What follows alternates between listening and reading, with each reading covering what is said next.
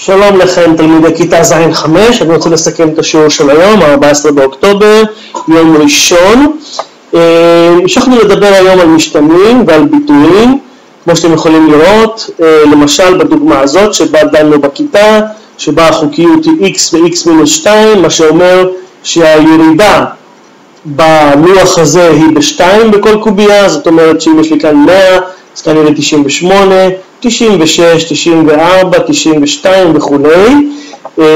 ראינו שיש גם חוקיות בכיוון הזה, שהיא מספר העמודות כפול מינוס 2, שזה אומר מינוס 8, אוקיי? לכן מתחת ל-100 יש לנו 8, 100 פחות 8, סליחה, ואז אנחנו מקבלים כאן 92, וזה בעצם מגדיר לנו את הביטוי האלגברי שאותו הגדרנו בשיעור, שזה בעצם משתנים ומספרים עם פעולות חשבון ביניהם, הגדרה די פשוטה. ראינו עוד דוגמאות, ראינו למשל את הדוגמה הזאת, שבה החוקיות היא b בצד ימין, במשתנה b, ומשמאל יהיה לנו b מינוס 3, מה שאומר שמשמאל ל-114 יהיה לנו כמובן 111. בקובייה הירוקה יהיה לנו 216, פחות 3, פחות 3, פחות 3, זאת אומרת 207, אוקיי?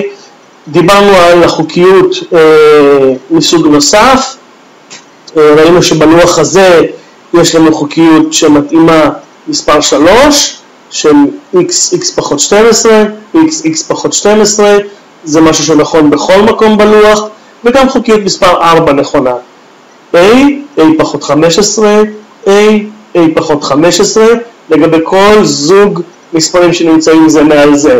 ראינו ששתי האפשרויות הראשונות לתיאור החוקיות אינן נכונות. כמו כן ראינו את תרגיל 12 שאותו אני רוצה שתכינו כמשימה ב-OneNote. אני מזכיר, את זה אתם צריכים לפתור ב-OneNote. יש לכם משימה באתר שלכם, באתר של ז' 5, אתם נכנסים פשוט לאתר המתמטיקה, לחלק הראשון כמובן, למשתנים וביטויים, ובתיאור חוקיות אתם תמצאו את המשימה.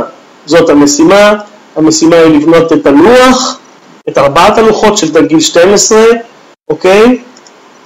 הנה, קישור לתוך הספר, אתם נכנסים לספר, ובמחברת OneNote אתם מייצרים את הטבלאות האלה, כפי שהראיתי בכיתה, ייצור טבלה ב-OneNote על ידי לחיצה על מקש טאב, או על ידי בניית טבלאות. אני מבקש לבנות את זה בצורה יפה ונאה, ככה שאני אוכל להציץ במחברות שלכם בשיעור הבא, שיהיה לנו ביום שלישי הקרוב, ואוכל לראות את מה שעשיתם.